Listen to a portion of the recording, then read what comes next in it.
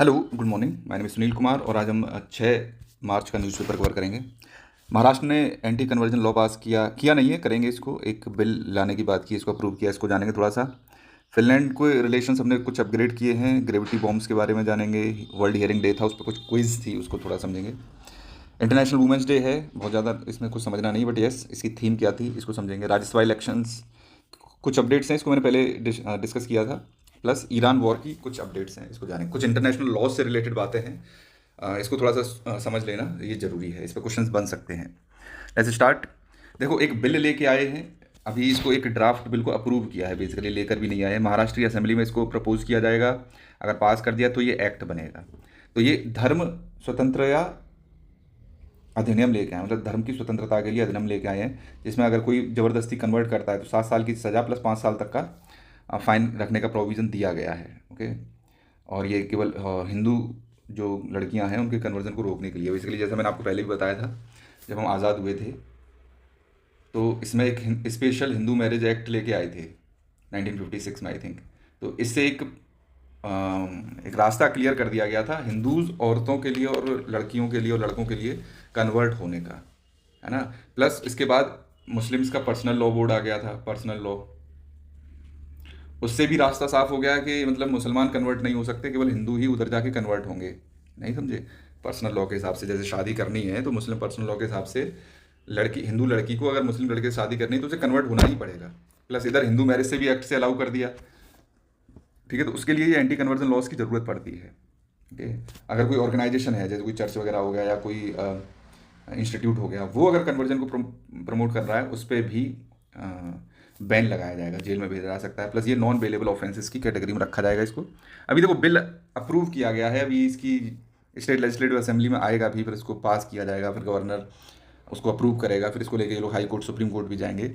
But yes, will wait, देखते हैं आगे क्या होता है। नेक्स्ट देख लेते हैं, इंडिया और फिनलैंड की जो पार्टनरशिप है उसको स्ट्रेटेजिक पार्टनरशिप में कन्वर्ट कर दिया है।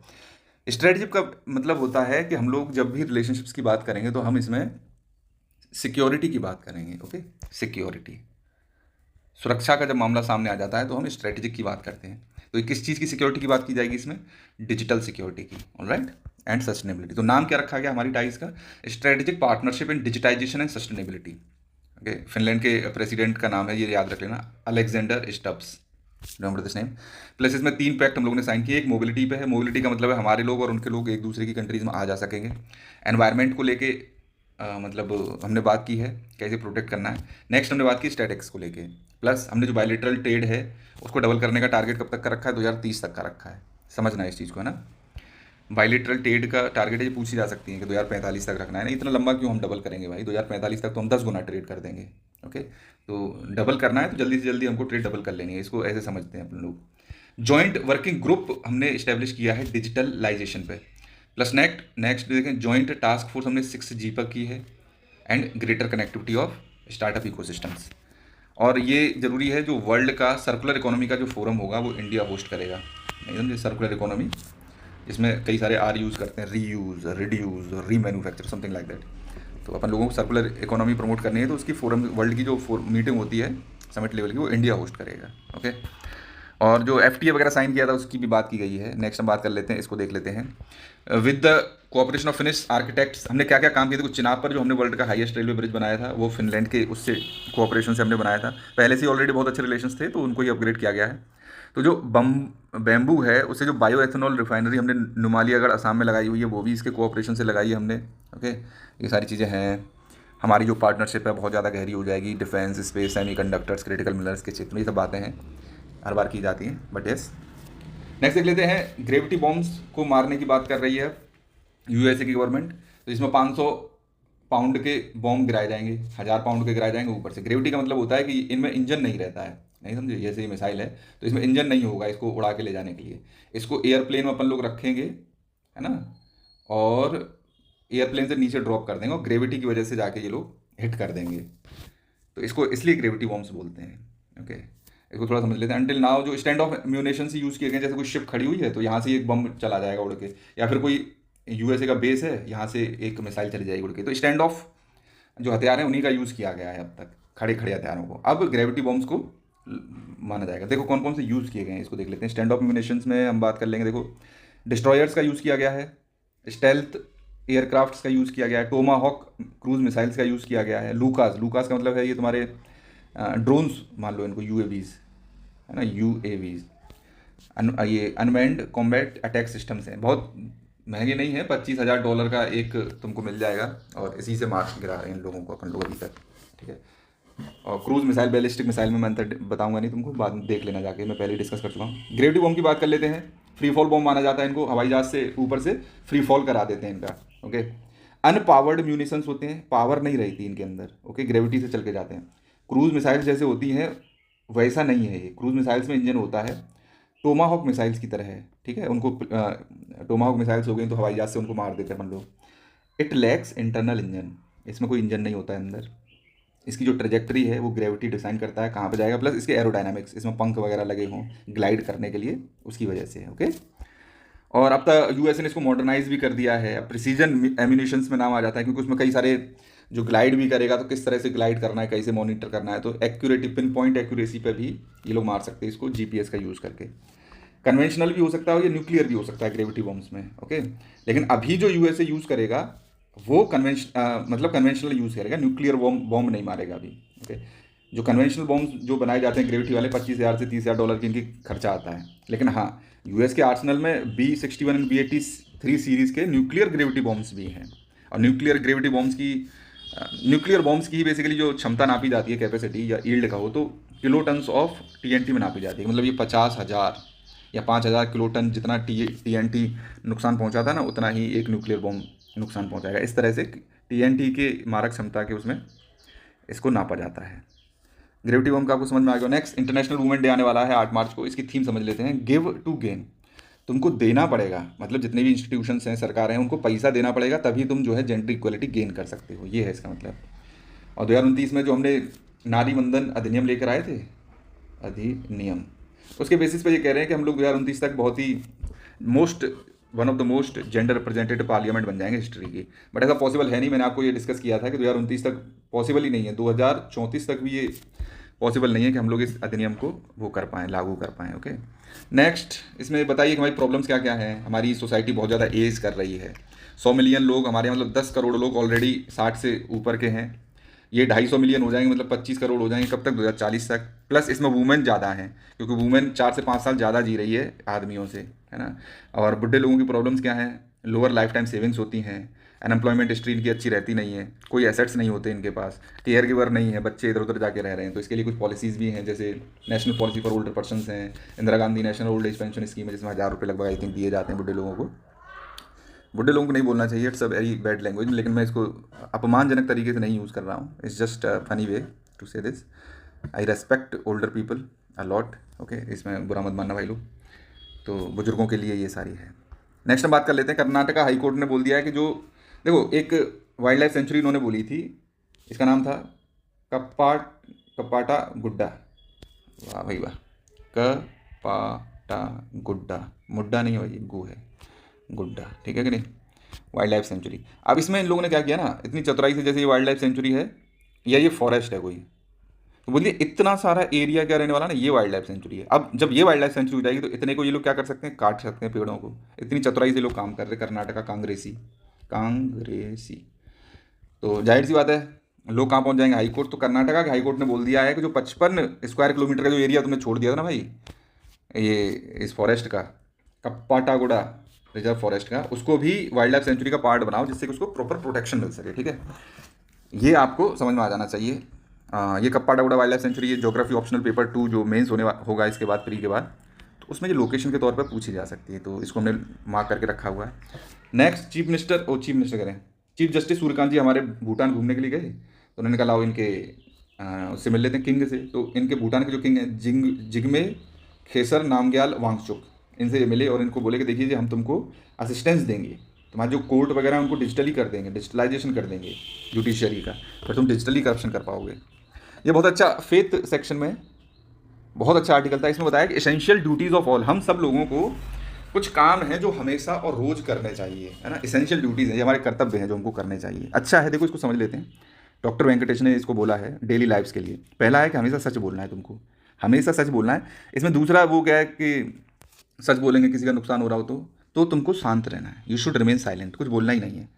ओके, तो पहला तो ये ड्यूटी बताइए। दूसरा, जो स्पीच तुम देते हो, बोलते हो, वो स्वीट होनी चाहिए, जेंटल, ट्रुथफुल होनी चाहिए और जो लोगों का भला करे।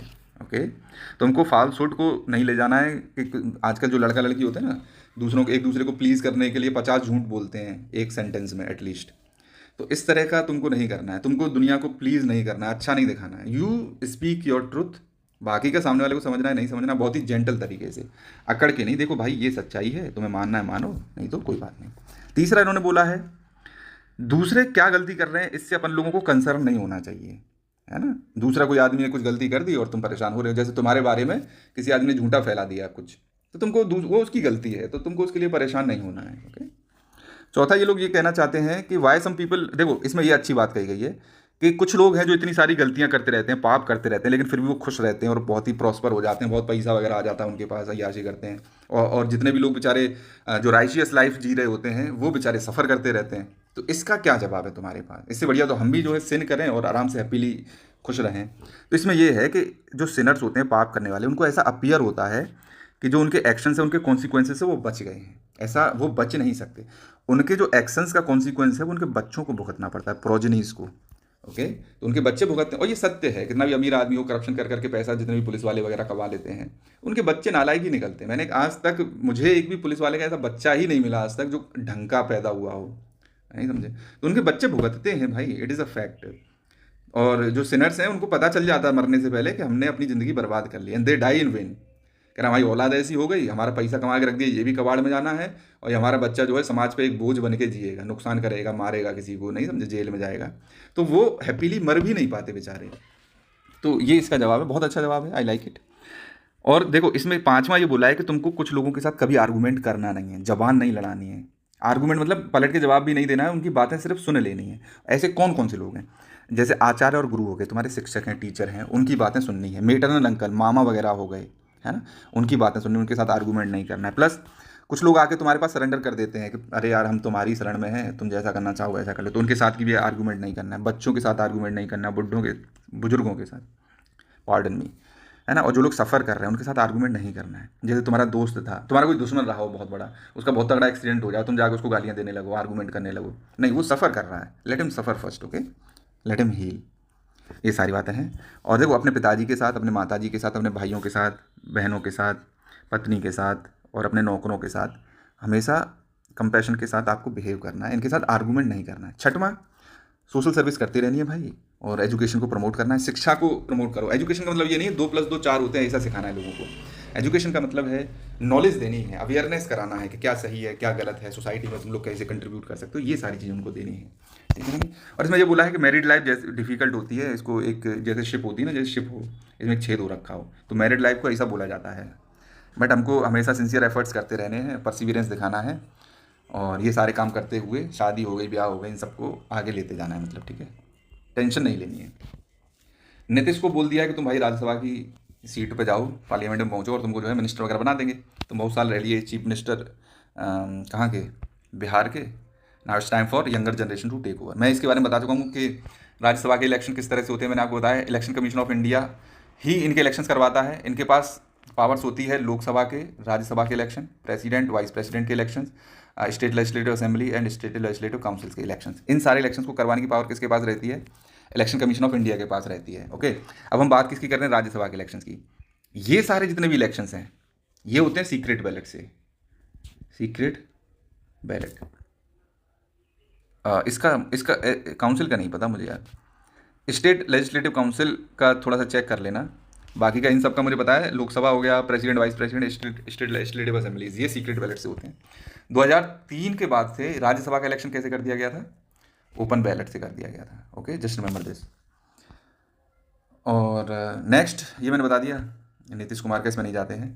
प्लस देखो आंध्र प्रदेश ने बोल दिया है कि अब हम 3 बच्चे करेंगे भाई। हमारी जो TFR है वो ऑलरेडी 1.5% होगी, हमको 2.1% ले आना है इसको। तो इन्होंने ड्राफ्ट पॉपुलेशन मैनेजमेंट पॉलिसी ये लोग लेके आए हैं, TFR को 1.5 से बढ़ा के 2.1 कर देना है। इनको रिवर्स करना है अपनी डिक्लाइनिंग फर्टिलिटी रेट को, ओके, जिससे कि ये एजिंग सोसाइटी 2047 तक होनी है, वो तो हो जाएगी। उसके बाद इसको बहुत ज़्यादा बूढ़ी सोसाइटी नहीं होना, मतलब यंग जनरेशन उतनी ही आनी चाहिए जितने लोग बुढ़े होते जा रहे हैं, ठीक है।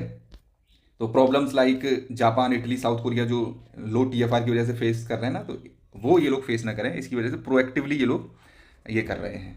आंध्र प्रदेश भी मतलब जो तमिलनाडु की टीएफआर है, केरला की टीएफआर है, इसी उसमें पहुंच गया है, तो अच्छा है। तो इसमें क्या किया जाएगा, बच्चा तीसरा जब पैदा होगा ना तो 25,000 रुपये उसको दिए जाएंगे पहले at the time of delivery, plus 1,000 रुपये दिए जाएंगे 5 साल तक मंथली असिस्टेंट बच्चे के लिए, प्लस फ्री एजुकेशन दी जाएगी 18 साल तक बच्चे को। तो बहुत अच्छा इनिशिएटिव है।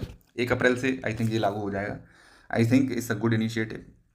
नेक्स्ट, स्ट्रेट ऑफ हॉर्मूज को बंद कर दिया गया है। तो रशिया के जो ऑयल टैंकर्स थे, जो भाई इंडिया के पास ऑयल की कमी होगी, तो जो ऑयल टैंकर सिंगापुर जा रहे थे तेल लेके, सीरिया लियोन जा रहे थे, तो मोदी ने फ़ोन किया रशिया को कि भैया हमें ऑयल टैंकर चाहिए। तो कह रहे यार अभी तो नहीं बेच पाएंगे, 10 दिन का टाइम लग जाएगा। तो बोले यार तो कैसे काम चलेगा, तो उसने बोला कि ये सिंगापुर जा रहा है, एक सीरिया लियोन जा रहा है, इनके प्रेसिडेंट से तुम बात कर लो। तो जाहिर सी बात है, इंडिया की फॉरेन मिनिस्ट्री ने इनसे बात की होगी, भाई तुम्हारी छोटी मोटी कंट्रियाँ हैं, तुमको तेल वेल की दिक्कत होगी नहीं इतनी, तो पहले हमारे यहाँ जान दो। तो इन्होंने कह दिया ले लो भाई, है ना। तो इस तरह से डाइवर्ट हो गया। It's a good foreign policy of India and I like it. देखो कुर्दिस्तान की बात कर देते हैं। कुर्द के बारे में हम थोड़ा समझेंगे। ये जो रीजन है, टर्की टर्की हो गया, सीरिया हो गया, थोड़ा सा इराक हो गया, थोड़ा सा ईरान हो गया, है ना, अर्मेनिया हो गया, इस रीजन में कुर्द लोग रहते हैं। ये 18वीं सेंचुरी से ही ये लोग बेचारे बहुत परेशान हैं और ये अलग देश भी चाहते हैं। तो टर्की ने इनका जो मेन एथनिक रिलीजन है वो येजिदी रिलीजन को फॉलो करते हैं। मुझे पता नहीं इसके बारे में ज़्यादा। ये बेसिकली एक तरह से जो यहूदी है ना, ज्यूज़, उसको ज़्यादा फॉलो करते हैं। प्लस कुर्द में बहुत सारे और भी सुन्नी मुस्लिम्स आ जाएंगे, है ना, प्लस ये जिदी वाले भी आ जाएंगे। कई सारे रिलीजियस ग्रुप्स हैं, ये अलग होना चाहते हैं। तो टर्की ने हो गया, सीरिया ने हो गया, इराक हो गया, ईरान ने हो गया, इन लोगों को, ये येजिदी हैं, मतलब मिलियंस लोगों को मारा है, मिलियंस ऑफ पीपल को मारा है। रिसेंट ईयर्स में ही बता रहे हैं। इनकी औरतों को गुलाम बना लेते हैं, रेप करते हैं, है ना, लड़कियों को उठा के ले जाते हैं, बेचारी लड़कियां कहाँ चली जाती हैं पता भी नहीं चलता। They have been raped, they have been killed, they have been tortured.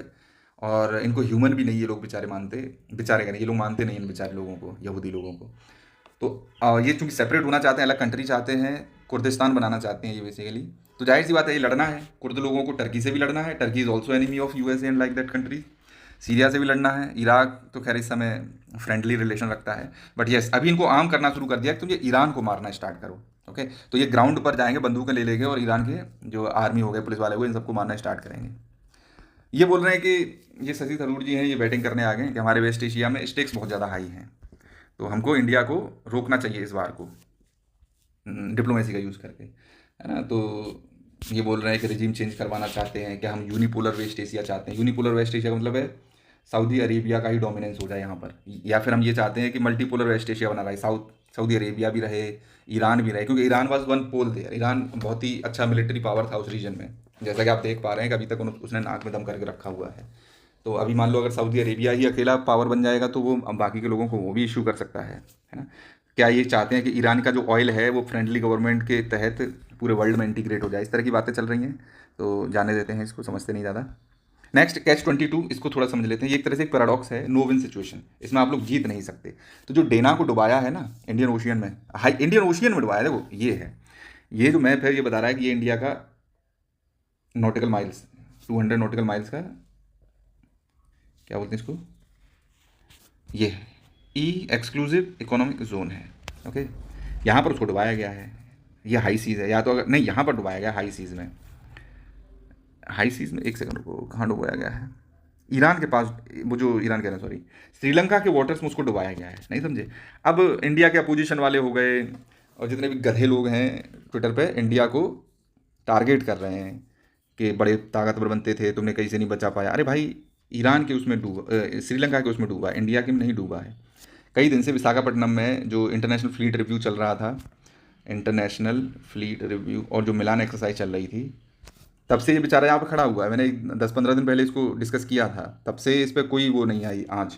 फिर जब भाई साहब बोले कि हम जा रहे हैं, चलते रहे चलते रहे चलते रहे, और तब भी इस पर कोई आँच नहीं आई। और जैसे ही इसने इंडिया का जो एक्सक्लूसिव इकोनॉमिक जोन है उसको क्रॉस किया, वैसे ही इस पर जो है मार गिराया इन लोगों ने, नहीं समझे। तो ऐसा करके रहा। अब इसको थोड़ा समझ लेते हैं। देखो, इसको यूएन क्लॉज देखता है, लेकिन ये यूएन क्लॉज देखता है पीसफुल टाइम्स के लिए, मैरी टाइम लॉज को, पीसफुल टाइम्स के लिए मैरी टाइम लॉज को ये गवर्न करता है।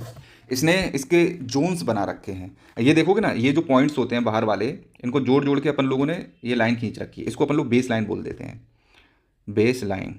इनको बोलते हैं अपन लोग इंटरनल वाटर्स, है ना। ये स्टेट्स के अंदर में आ जाते हैं, स्टेट्स इसको देखती हैं। इसके बाद की कहानी, जो बेस लाइन के बाद की कहानी है, वो सेंट्रल गवर्नमेंट की है। पूरे राइट सेंट्रल गवर्नमेंट से होते हैं, स्टेट गवर्नमेंट्स का neither on water nor on ground. कोई राइट्स नहीं है स्टेट्स का, है ना। तो ये होता है तुम्हारा, आई थिंक इन, यार इस जोन्स तो मैंने अभी देखा नहीं, but let me check. Okay, मैं थोड़ा सा भूल गया था, फिर से समझ लेते हैं। देखो, ये मैंने बता दिया, इंटरनल वाटर्स हो गए, ये तुम्हारी बेस लाइन हो गई। ये आते हैं, ये है आपका टेरिटोरियल वाटर्स, ठीक है। Territorial waters, territorial waters 12 nautical miles तक, अगले 12 नॉटिकल माइल्स तक परस्यूट जोन। परस्यूट जोन का मतलब ये होता है कि अगर कोई शिप यहाँ पर क्राइम करके चली जाए, तो इंडिया की जो जो बोलेंगे कोस्ट गार्ड वगैरह होगा, इनको यहाँ तक चेज कर सकते हैं। यहाँ से यहाँ तक आ गए, उसके बाद इंडिया वाले नहीं देखेंगे, वो अदर रूल से गवर्न होंगे, ठीक है। उस पर टेरिटोरियल रूल्स अप्लाई नहीं होंगे, बेसिकली मुद्दा ये रहता है, परस्यूट जोन इसको बोलते हैं। और टेरिटोरियल वाटर का मैंने आपको बता ही दिया, पूरा इंडिया। और ये EEZ है, यहाँ पर इंडिया की पूरी मतलब जो मिनरल वेल्थ है वो इंडिया वालों की ही रहेगी, चाहे फिश हो, चाहे इसके ग्राउंड पर जाके जो ओशियन फ्लोर है उस पर जाके कोई वो पड़ जाए, तो वो सारा इंडिया का ही रहता है।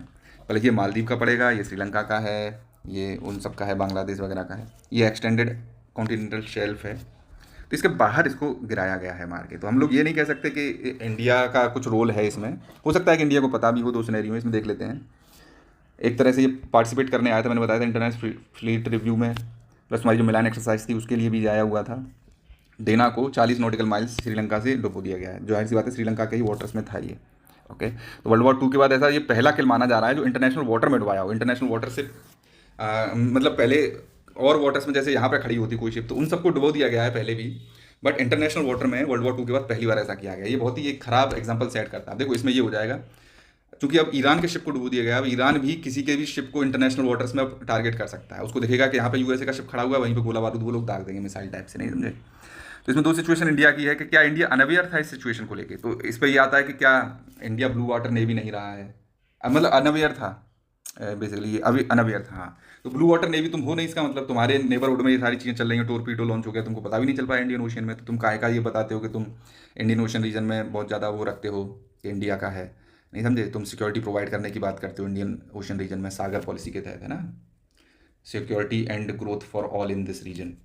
तो इस पे सवाल उठ जाते हैं। दूसरा आ जाता है तुम्हारा कि अगर इंडिया को पता था, अगर India was aware of this situation, तो क्या इंडिया ने जानबूझ के इसको डूबने दिया, और क्या इसने USA की तरफ साइडलाइन करने का मन बना लिया है। तो इस पे भी सवाल उठता है कि तुम किसकी तरफ हो, कि तुम अपीज करना चाहते हो USA को, है ना। श्रीलंकन गवर्नमेंट की थोड़ी तारीफ कर दी है कि उन्होंने बहुत जल्दी जाके कुछ जो बचे हुए लोग थे उनको बचा लिया, बाकी के 80 लोग तो मारे ही जा चुके हैं ऑलरेडी।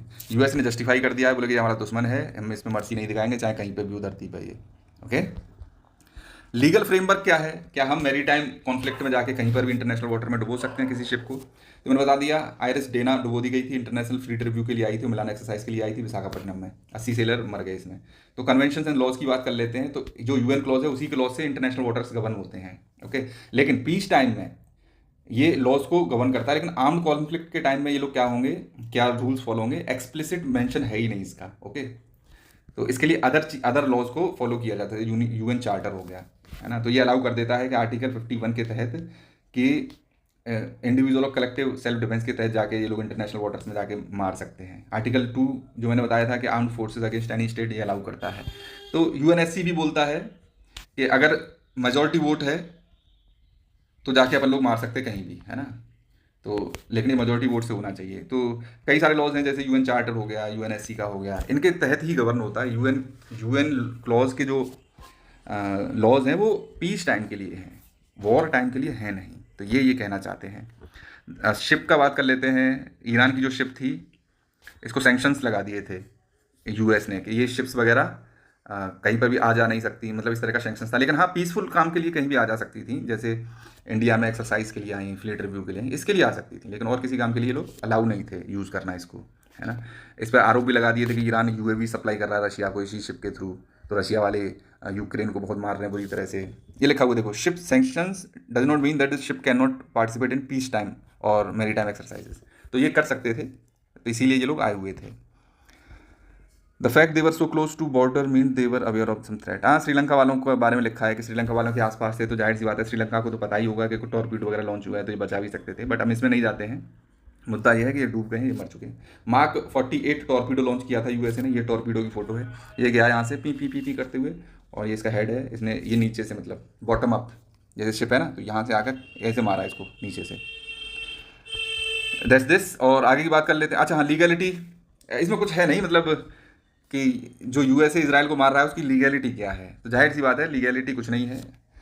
यूएन चार्टर लागू कर देता है, मैंने बताया आर्टिकल 2 एंड 51 अभी पीछे बताया है, इंटरनेशनल वाटर्स के लिए, और ये टेरिटोरियल सॉवरेनिटी पे फोर्स लगाने के लिए गवर्न करता है ना। प्लस यूएन चार्टर ये भी कहता है कि केवल और केवल यूएनएससी अलाउ करता है फोर्स का यूज़ करना अगेंस्ट एनी मेंबर, है ना, with self defence permitted only in response to armed attack. अब यूएनएससी तो जाहिर सी बात है इसकी तो कोई वैल्यू रही नहीं है, वीटो कर देते हैं लोग।